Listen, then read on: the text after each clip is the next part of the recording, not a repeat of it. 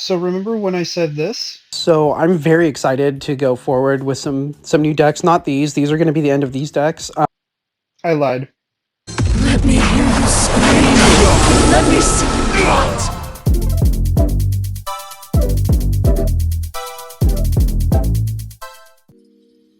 And like I said, guys, yeah, I lied. I didn't mean to get back into the frenzy with this deck, but I jumped right back into it anyways. I got frenzied, and I decided to look further into this deck with this strategy, all dependent on one card, and I decided to not go the Ascend route. And yes, there's still Ascends in this deck. We do need them, but that's not the main strategy of this deck anymore. We're not trying to Ascend and use those Ascends for big damage. We're trying to use a specific card, which we will go over in about 30 seconds. But yeah, this is not an overall, we're going to outpower you game. This is a grind game deck. We're going to get to the very end of the game, and we're going to out-resource you. We're going to make sure you have like 2 cards left in your deck, 3 cards left in your deck. And we're just going to then pop our main card, pop our main strategy. Hopefully you're at 10 or under health, and that'll give us our instant win. So that's this, guys. Let's go take a look at that deck list. Let's enjoy some new transitions as well. Alright, guys. So here is the deck list. Again, it's all about one strategy and one strategy only. We're working to getting completed diary up to charge and basically having it pop off. So completed diary's main effect is change the MP cost of 2 black units with frenzy in your graveyard to 1 and return them to the EX pocket. Great, more units in hand, but for 6, that's kind of crazy. But this is where we want. If 13 or more friendly black units have died this battle, give your hero, when a friendly black unit with frenzy is placed on the field, destroy 1 random enemy unit, then deal 2 damage to the enemy hero for 20 seconds. So the idea is here that we facilitate our own way of getting frenzy units in the graveyard, having black units die 13 times, and then popping this card, and then DWP right on top of that.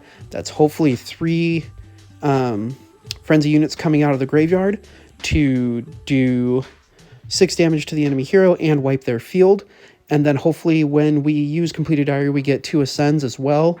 Then using those ascends, we can finish them off for the 10 HP, 2 more or 4 more HP to finish them off. So if they're 10 or less and we can pop this card with DWP, that is the game plan. So let's look at how we facilitate this. So first we want our frenzy units. So we use homunculus times 3. Because they have friendly and they put themselves on the field, so you can constantly block, you can use it for ascends, etc. And they unlock the rest of our frenzies. William Birkin we use at 3 as well. Again, we want these frenzy units to pop out onto the field, and we want some decent ones. William Birkin has the immolate of gain 2 attack, which is very helpful for especially an ascend unit later. Then we have Iron Maiden times 3. They destroy when play, they sacrifice 2 life, but when they ascend, they destroy a random enemy unit with 3 or more attack. We use this especially against Ouroboros, or especially against dive attack now, where they get those units really big. Bam, drop over Iron Maiden, ascend him. One of those units is at least gone. We run 3 Albert Weskers. He has frenzy, and he places 1 Albert Wesker on the field with seal on it, so it doesn't have frenzy, but you're placing another black unit on the field to either be ascended over, block and die, or etc. And he has a revenge of gain +1/+1. This is good. Also, we want units with revenge, but we want specific units with revenge in this deck so that they can, again, come back so we can hit that 13 deaths of friendly black units. Let's move on to the ascends. Kol Milos is a really good one. On ascend, he gains 3 HP, and then give all enemy units -1 HP equal to this unit's attack. If he's frenzied, that's automatically 5 HP minus, but if you ascend him over an immolated William Birkin, that's 7 HP. That each unit on the enemy unit is going to lose that HP, and that's most likely a field wipe to keep you going. 2 Fetish, when his attack is 4 or higher, he gives the unit in front -6, so it makes him a good chipping tool to chip out those big, heavy units. We run 2 Birdie because he brings back a 4 MP cost or lower from the graveyard, and then gives them attack equal to his own attack. So if he has 4 attack or 5 attack because he's frenzied, those units coming back are going to have +5 attack. So you're either going to have a 7-2, or you're going to have like a 6-7, a 7-5, or 6/5. So you're going to have these really big units coming up to block and chip out damage. The last frenzy unit we have is Uncanny Guide Angie, and when she ascends, she brings back ascend units from the graveyard. And they can't have flight, so there's that, but they get +1/+1 for every time you've ascended in battle. So we're not going to do too much ascending. We have 6, so we could be 7 at the most. So you can get +7/+7, which is still pretty big. But then we sometimes want them to bring back Bass, because if we bring back Bass, then and they destroy a unit before he hits the opponent, you then have Indestructible activated. He won't die on impact, and then you'll have 2 big units on the field with him and Angie instead of just 1. So there's that. But then also let's facilitate dying a little bit easier for our units. So we use Selfish Predation at 3. Why do we use Selfish Predation and not other cards? Because this is a grinded out deck. We want to have HP later in the game.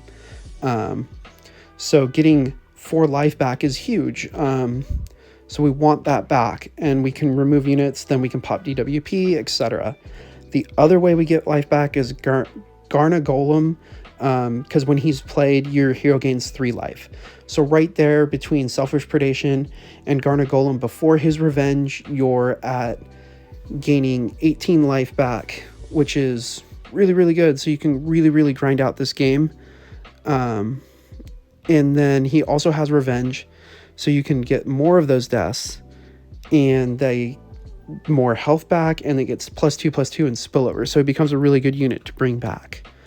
But yeah, so, and then on the other side, we're using Disciplinary Plan at 1 because it is the -4 HP, and then it chips for some damage because it blocks in front, which is really good. And for our destroys, we're just running 2 Battle Chip Quakes, because if they're not a flying unit, you could destroy a 5 MP or less for 4 MP. So yeah, that's the deck, guys. We're going to hit another new transition here and start looking at some games. Okay, the first game is against Shinku. So this could be anything in red. Technically, it's probably going to be the burn version now, though. So we ditch our hand there because we didn't have any way to get Frenzied activated easily. So we go Homunculus first, and then we get Wesker Frenzied, so we can drop him to do some blocking. This is definitely one going, this is definitely the burn Frenzied, or burned, a burn deck, which is really crazy, and they look like they're mixing it with Frenzied, which is kind of cool. Good little strategy here. But we can chip out. As you can see, we go for a little bit HP recovery. We're not really getting what we want here. What we're doing is we're trying to dig for a completed diary at this point. We don't want to mess with any big units here, and we know we're going to get Shinku'd whatever we put on the field.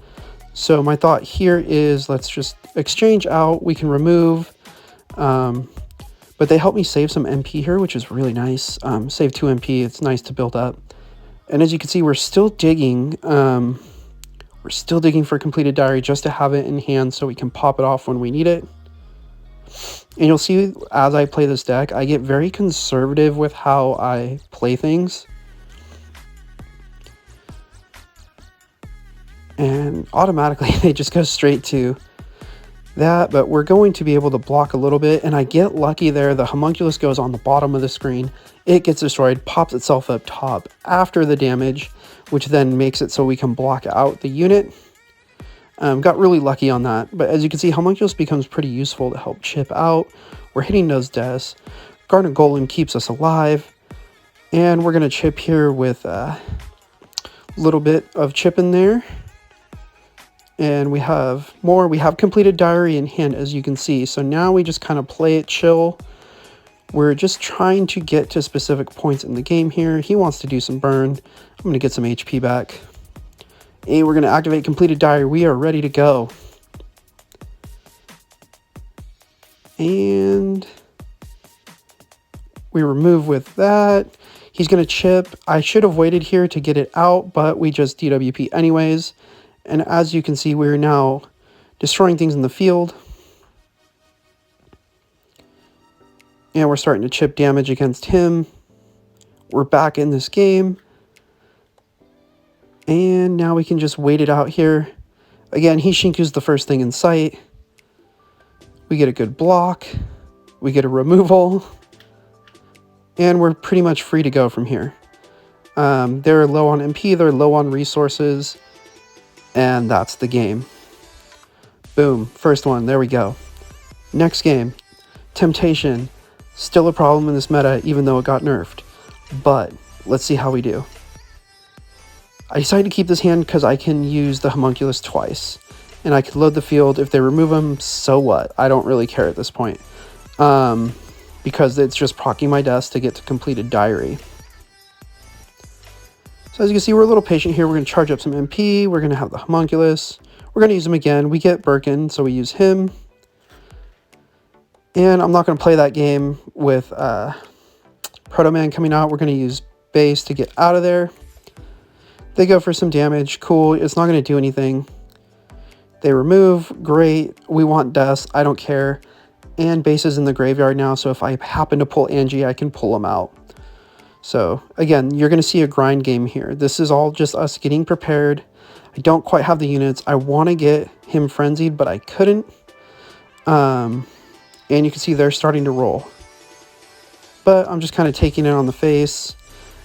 I am able to remove. I'm going to get halted again. But I'm going to destroy, so we can't get any benefits off of that.